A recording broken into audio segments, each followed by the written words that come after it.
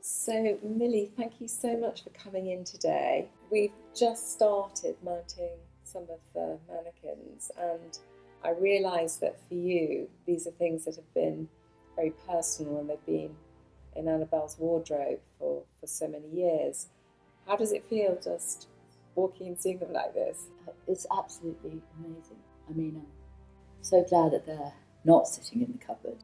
Part of this really wonderful thing, actually, is realising just how much of a life she had. What do you think she would say about her pieces being bought by museums and also by people just to wear? I'm sure she would be really happy that they were living again. You know, they can't sit in a cupboard and not be part of anything. I mean, it's an interesting collection because the earliest piece is from Highland Rake, which is just a little skimpy top, and it was just around that time that I believe she was introduced to Lee. Isabella Blow, who was actually a very good friend of my cousin's, she introduced them, and I think she really was thinking it was mainly really just going to be for a shoot. I think she had a shoot in mind that she was going to do. I think perhaps one of the things that they understood with each other was that they both had difficult times. I mean, she says, he was my great defender, my great love. You know, the fact that she had a room in every single house that he owned. And did you say that very often you'd walk in and she'd be standing there and you'd have this massive pair of scissors and be chopping the bottom off her dress? He did it on me. Did he do it to his... Yeah, he did it on me too. Were you frightened? I actually, thankfully it was loose on the bottom, so I wasn't. But he just went, right, it's far too long, bam, bam, bam, bam, bam. And just cut it straight there and then. He knew exactly. Whereas anyone else, it would be a complete disaster if they did that, I'm sure. You know, it was really a constant friendship that went on for many, many years. Absolutely constant. I mean, they could never leave each other. And I know he asked her to marry her. It must have been about 3 or 4 years before he died, I think. She actually has written in her notes, she said, you know, I always rather regret that I didn't. But they had so many happy times too. Yeah. I just get the sense that, I mean, Annabelle had a reputation of being a bit naughty, a bit mischievous. Yes. And I think he could be that way too. Yes, absolutely.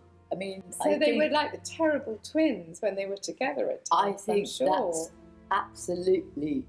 I think that's a very, very fair comment indeed. I mean, you know, I don't think Lee suffered fools gladly. I don't think my sister did. She would defend anybody to the hilt if she thought they were being. She was a massive defender of her friends, and I don't think the same with Lee. I mean, you know, Lee was incredibly faithful to his friends too. Sean, Philip, Sarah, I mean, who just has been absolutely wonderful to my sister as well.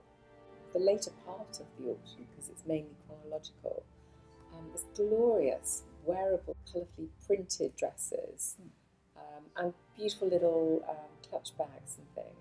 So you can see that the McQueen relationship didn't end with Lee, it continued. Totally.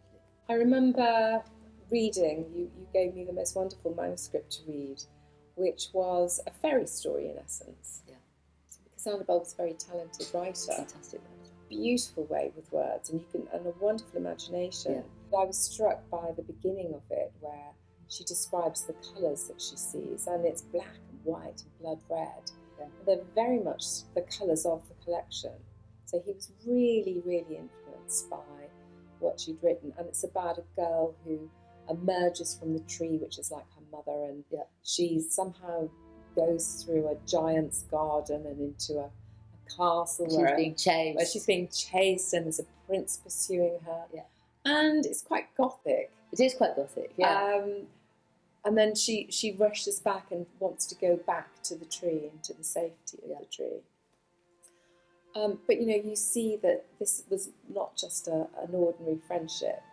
You know, this was a meeting of minds also. And from what I know about Lee was that he tended to like to associate with very gifted, talented people, and he would push them and he would bring out the best in them, be it Philip Tracy or Sean Lean, and I think with Annabelle it was similar. You know, he took her talent of writing, harnessed it, and it it became another thread to these wonderful shows. I think probably their favourite times were exactly as she said, when they escaped afterwards, after the show. I mean, obviously, They just bundle into a car and disappear. Yeah. And I think you mentioned to me they went on holiday just before. Yeah.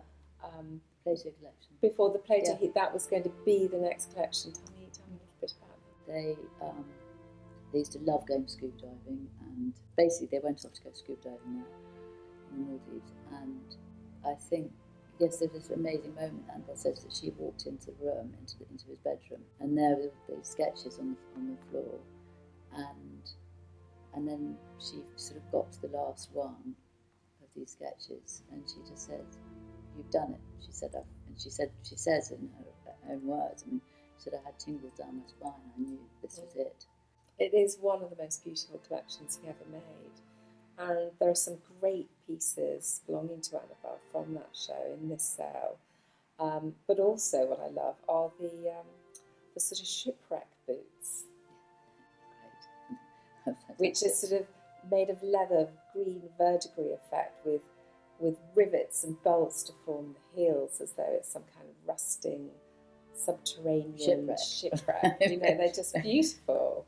Yeah, they look so happy. They look so happy in those photographs together. There. And it's a happy, glorious collection.